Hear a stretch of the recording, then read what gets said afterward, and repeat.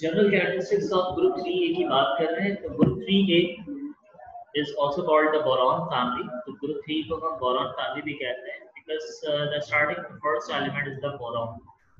अच्छा दूसरी बात ये कि आपको एलिमेंट्स के नाम जो है वो मेमोराइज होने चाहिए कि कौन सा एलिमेंट हम कौन सा नाम जो है वो स्टडी कर रहे हैं. For instance we are studying about the boron. तो एलिमेंट्स कौन कौन से ग्रुप 3 से बिलोंग करते हैं, you have to memorize this terminology as well. That the element boron belongs to group 3A, aluminium, gallium, indium, and these are the elements which belongs to the group number 3A. तो what are the general characteristics? First point आपको memorize हो जाना चाहिए. Basic concept है. The group number indicates the valence shell electron. So that is why the valence shell contains 3 electrons. Group 3 है, so it means it has 3 electrons. अगर ये group number 4 होता, so it must have 4 electrons in the valence shell. And I repeat, valence shell is that shell which is the outermost shell of the structure of atom. किसी भी structure atom के structure में आखिरी जो shell होगा हम उसे valence shell कहते हैं. Secondly, they are highly electropositive elements. Electropositive elements क्यों कहते हैं? Because they have ability to lose the valence shell electron and get some positive charge. That is why they are highly electropositive elements. They possess the metallic characters, means they have properties of metal-like structures. They have ability to donate the electrons, or they have ability to form the electropositive element. So that is why they have metallic characteristics. इसके अलावा boron जो element है इसके exception के बाद aluminium, gallium, indium और thallium ये तमाम एलिमेंट्स मेटल हैं सिवाय बोरॉन के, और बोरॉन जो है वो मेटल वाइड है. तो how can we define metal wide?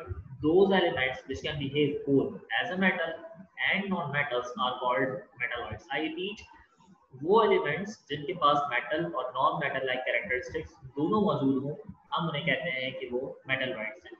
Like the elements which have ability to lose the valence shell electron are called metals, while the elements which have ability to accept the valence shell electron are called non-metals. जो electron donate करता है वो metal है और जो electron accept करता है वो नॉन मेटल है. और मेटल वाइड क्या है? जो मेटल और नॉन मेटल यानी कि कभी इलेक्ट्रॉन डोनेट कर भी सकता है और इलेक्ट्रॉन को एक्सेप्ट भी कर सकता है. So they are called metal wide. And reactivity increases down the group. कि हम अगर डाउन द ग्रुप बात करें तो सबसे ज्यादा जो रिएक्टिविटी है वो हमें नजर आती है थैलियम की. इसी तरह से सबसे कम जो रिएक्टिविटी है वो बोरॉन की है. तो बोरॉन, एल्यूमिनियम, गैलियम, इंडियम और thallium are the elements which have the reactivity increases down the group. Now we are going to discuss the general characteristics of group 4A.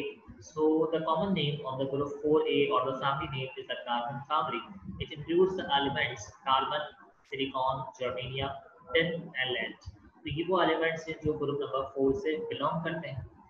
इनके कैरेक्टरिस्टिक्स क्या है? It includes metals, metals भी में मौजूद है, non metals भी मौजूद हैं इस ग्रुप में और मेटलॉइड्स भी हैं. Again metals are those elements which have ability to donate the valence shell electrons. Non-metals are those elements which have ability to accept the valence shell accept electron in the valence shell. And metalloids are those substances which can act both as a metal or non-metals are called metalloids. They have different allotropic forms. इनकी मुख्तलिफ forms हो सकती हैं. जैसे अगर हम simply बात करें कार्बन एटम की तो कार्बन मुख्तलिफ स्टेट्स में एग्जिस्ट करता है. एलोट्रॉपिक फॉर्म में याद रखिएगा एलोट्रॉपिक फॉर्म में भी categorise into two types. The first is called crystalline form and the second is called amorphous form. तो कार्बन क्रिस्टल फॉर्म में भी एग्जिस्ट करता है in the form of coal, in the form of diamond, in the form of graphite. ये crystalline form में exist करता है. और कार्बन अमorphous फॉर्म यानी पाउडर फॉर्म में भी exist करता है like in the form of charcoal, in the form of coal tar etc. तो इसकी अगर हम बात अगर हम करें amorphous form की तो amorphous form में बकी balls भी जो है वो exist करती है. So this is about the characteristics of group number 4. in the first point metals, non-metals, metalloids और फिर allotropic forms भी इसकी मौजूद. देखो कोवलेंट कंपाउंड्स ये कोवलेंट बॉन्डिंग करते हैं, इसी वजह से ये कोवलेंट कंपाउंड्स बनाते हैं. और कोवलेंट बॉन्डिंग क्या है? Covalent bonding is a type of bonding in which both the atoms equally share the electrons in the valence shell. एक वैलेंस शेल के अंदर बराबर के इलेक्ट्रॉन्स की शेयरिंग होती है और इस तरह की बॉन्डिंग को हम कोवलेंट बॉन्डिंग कहते हैं. और कोवलेंट बॉन्डिंग के रिजल्ट में जो बनने वाला कंपाउंड है that is called covalent compound. तो कार्बन फैमिली की सबसे ज्यादा एलिमेंट्स में कार्बन ही रिएक्शन करता है और कैटिनेशन ये जो प्रोसेस मैकेनिज्म से ये भी एक प्रॉपर्टी है कार्बन की कि carbon is the only element which has ability to form the longest chain. सबसे बड़ी चेन बनाने के अंदर जो है वो कार्बन का जो शुमार है वो सबसे पहले ये 1 नंबर पर है। इसके अलावा दूसरे एलिमेंट्स भी हैं लेकिन कार्बन जो है वो ज्यादातर बड़ी बॉन्डिंग्स या बड़े नंबर्स के साथ बॉन्ड बनाता है। Valence shell contains 4 electrons. They contain 4 electrons. The valence shell दोनों बातें एक ही हैं and they show non-metallic characteristics. Non-metallic characteristics जो है ये show करते हैं। Now the elements of group 5A are nitrogen, phosphorus, arsenic, antimony and bismuth. ये 5 एलिमेंट्स हैं जो कि ग्रुप नंबर 5 से बिलोंग करते हैं और इस फैमिली का नाम जो है वो हमने नाइट्रोजन फैमिली रखा है। वैलेंस शेल में इलेक्ट्रॉन्स की तादाद 5 होगी। मेटल्स भी हैं इसमें, नॉन मेटल्स भी हैं और मेटलॉइड भी है। नाइट्रोजन एक्सिस्ट इन डायटोमिक स्टेट, मतलब नाइट्रोजन जो है वो डायटोमिक, आप हमेशा नाइट्रोजन 2 n के साथ छोटा सा 2 लिखा होगा, इसकी दो नाइट्रोजन के एटम जो है वो बॉन्ड बना के रखे रहेंगे। जबकि फास्फोरस एक्सिस इन टेट्रा एटॉमिक फॉर्म, फास्फोरस जो है वो p के साथ हमेशा 2 लिखा जाएगा, मतलब 4 फास्फोरस के एटम कंबाइन होकर आपको मिलेंगे। नॉर्मली नाइट्रोजन जो है वो n2 फॉर्म में लिखा जाएगा। तो those elements which are written with the single number of atom are called monoatomic elements like lithium, sodium, potassium, rubidium, cesium, francium। ये वो एलिमेंट्स हैं जो कि आप सिर्फ सिंबल लिखा हुआ देखेंगे, Li लिखा होगा, Mp लिखा होगा, K पोटेंशियल को रिप्रेजेंट कर रहा होगा, इसके साथ नंबर नहीं होता। अगर नंबर नहीं है तो it means the number of atoms are 1। लेकिन अगर इसके साथ 2 लिखा हुआ है, लाइक नाइट्रोजन जो है उसके साथ 2 लिखा होता है, तो it's mean it is the diatomic form. इसी तरह से फास्फोरस जो है वो टेट्राएटॉमिक फॉर्म में पाया जाता है। एक्सेप्ट नाइट्रोजन, नाइट्रोजन के अलावा all exist in more than one atomic form. Nitrogen के अलावा जितने भी एलिमेंट्स हैं ये सब जो है वो एक से ज्यादा एटॉमिक एलोट्रॉपिक फॉर्म में हो सकते हैं, क्रिस्टलाइन फॉर्म में हो सकते हैं, अमorphous फॉर्म में ये एग्जिस्ट करेंगे सिवाय नाइट्रोजन के।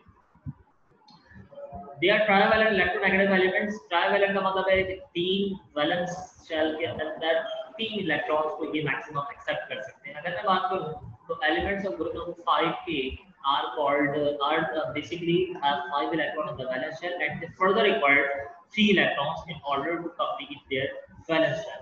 5 इलेक्ट्रॉन आखिरी शेल में मौजूद है, मजीद 3 इलेक्ट्रॉन्स की जरूरत है, लिहाजा ये 3 इलेक्ट्रॉन्स एक्सेप्ट करता है and gets the negative charge. और 3 इलेक्ट्रॉन एक्सेप्ट करे, that is why we get the trivalent electronegative charge. इसी तरह से अगर हम ग्रुप 6 की बात करेंगे तो ग्रुप 6 जो है वो डायवैलेंट इलेक्ट्रोनेगेटिव एलिमेंट्स का है और ग्रुप नंबर 7 जो है वो मोनोवैलेंट इलेक्ट्रोनेगेटिव एलिमेंट्स का ग्रुप है। They have ionization potential and high electronegativity। Ionization potential कहते हैं कि एटम के पास वो एबिलिटी जिसके जरिए एटम जो है वो बैलेंस शेल से इलेक्ट्रॉन को डोनेट कर सके या लूज कर सके, that is called potential energy. Ionisation potential या आयनाइजेशन एनर्जी एक ही बात होगी। तो मैं आयनाइजेशन पोटेंशियल भी कह सकता हूँ, मैं इसे आयनाइजेशन एनर्जी भी कह सकता हूँ और मैं इसे पोटेंशियल एनर्जी भी कह सकता हूँ। And have high electronegativities. Electronegativity can be defined as the energy possessed by an atom in order to get the negative charge। यानी कि वो एनर्जी जो किसी एटम के पास मौजूद हो और वो एटम उस एनर्जी को उस वक्त इस्तेमाल करे जब किसी इलेक्ट्रॉन को वो गेन कर लेता है। लेट्स सपोज हम बात करें ग्रुप नंबर 5 की, तो इसके पास 5 शेल में इलेक्ट्रॉन, 5 इलेक्ट्रॉन्स की तादाद है इसके आखिरी शेल में, तो इसका मतलब इसे मजीद 3 इलेक्ट्रॉन्स की जरूरत है। अब ये 3 इलेक्ट्रॉन्स किसी से एक्सेप्ट करेगा, तो जब ये 3 इलेक्ट्रॉन किसी से एक्सेप्ट करेगा तो कोई ना कोई एनर्जी इसे चाहिए होगी कि किसी दूसरे एटम से ये 3 इलेक्ट्रॉन को गेन कर ले। लेट्स सपोज नाइट्रोजन के साथ बॉन्डिंग बना रहा है, कोवलेंट बॉन्डिंग, तो यहाँ पे भी एनर्जी चाहिए and that energy is called electronegativity. ये इलेक्ट्रोनेगेटिव एनर्जी जो है वो इनके पास बहुत ज्यादा होती है। क्यों ज्यादा होती है? Because they have to fill their valence shell, अपना आखिरी शेल को फिल करना होता है, लिहाजा एनर्जी ज्यादा है। Group number 6 also called oxygen family includes the elements oxygen, sulfur, selenium, tellurium and polonium। इसके कुछ रेडियो एक्टिव एलिमेंट्स भी जो है वो हमें नजर आएंगे। सबसे पहला point, they exhibit the property of allotropy। They possess 6 electrons in the valence shell, they are non metals and metals, इसमें मेटल्स भी है नॉन मेटल्स भी हैं।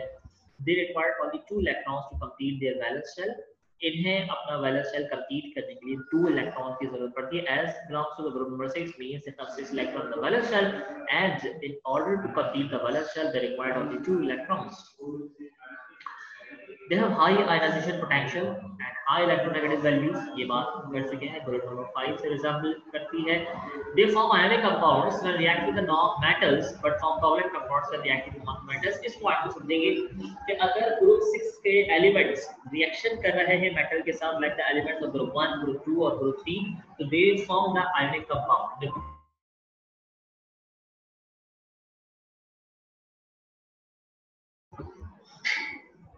They form the ionic compounds that react with metals। जब कभी भी ये metal के साथ रिएक्शन करते हैं तो ये फॉर्म करेंगे ionic compounds। Like I was talking about the group number 1, group number 2, group number 3।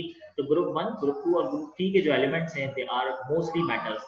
Like the group, if we are talking about the elements of group 1, let's suppose the elements are lithium, sodium, potassium, rubidium, cesium, francium। Group 2 की बात करें beryllium, magnesium, calcium, barium, strontium, radium elements हैं। तो group number 6 का element let's suppose oxygen lithium के साथ bond बना रहा है तो लिथियम ऑक्साइड बनाएगा, सोडियम के साथ बनाएगा तो सोडियम ऑक्साइड बना रहा है। वो ऑक्साइड कौन सा है, पर ऑक्साइड, सुपर ऑक्साइड, ये हम बाद में डिटेल में करेंगे बात। फिलहाल के लिए इतना कि अगर ये मेटल्स के साथ रिएक्शन करते हैं तो आयनिक बॉन्ड, और अगर ये रिएक्शन करते हैं नॉन मेटल्स के साथ तो ये कोवलेंट बॉन्ड बनाते हैं। Like let's suppose oxygen is going to make the reaction with the carbon atom, तो कार्बन के साथ ये बॉन्ड बनाएगा क्योंकि वो नॉन मेटल है, तो ये बॉन्ड बनाता है कोवलेंट। तो अगर मैं रिपीट करूंगा बात, तो ग्रुप नंबर 6 के एलिमेंट्स रिएक्शन कर रहे हैं ग्रुप 1, 2, 3 यानी कि मेटल्स के साथ, तो they form the ionic compound. But if the elements of group number C going to react with the non-metals, so they usually form the covalent compounds. Group number 7, the most important topic from as a short answer questions from board point of view. So the question is, name the elements of group number 7A and also write the general characteristics. So group number 7 is called fluorine family। तुम family को इस तरह से भी याद कर सकते हो कि जो ग्रुप है उसका पहला एलिमेंट उसकी फैमिली को रिप्रेजेंट करता है। लाइक ग्रुप 1 का पहला एलिमेंट था लिथियम, तो हम ग्रुप 1 को कहते हैं लिथियम फैमिली। ग्रुप 2 का पहला एलिमेंट है बेरिलियम, तो बेरिलियम फैमिली। ग्रुप 3 में बोरॉन है तो बोरॉन फैमिली। ग्रुप 4 है तो carbon family. 5 is nitrogen, group 6 is oxygen। And talking about the group 7, so the first element is the fluorine, so the family is the fluorine family। Elements of group 7A are also called halogens। इन्हें हम halogens भी कहते हैं। और halogens क्यों कहते हैं? Because whenever the elements of the group 7A goes to react with the elements of group 1A, they form the salt। क्योंकि ये salt बनाते हैं group 1A के element के साथ reaction करने के बाद, so that is why we usually call the group 7A as halogens or salt formers। So it is a very important point according to MCQ's point of view कि if I ask you the question which group is called salt formers, so answer is definitely group 7, or in other words group 7A is also called dash, the answer is the salt formers or the halogens। You can write both the answers as well। The first point, talking about the elements, first element fluorine, then fluorine, bromine, iodine, acetylene। इसी के अंदर एक और MCQs जो है वो बहुत important है about the bromine। Remember carefully, the bromine is the only element which is found in the liquid state।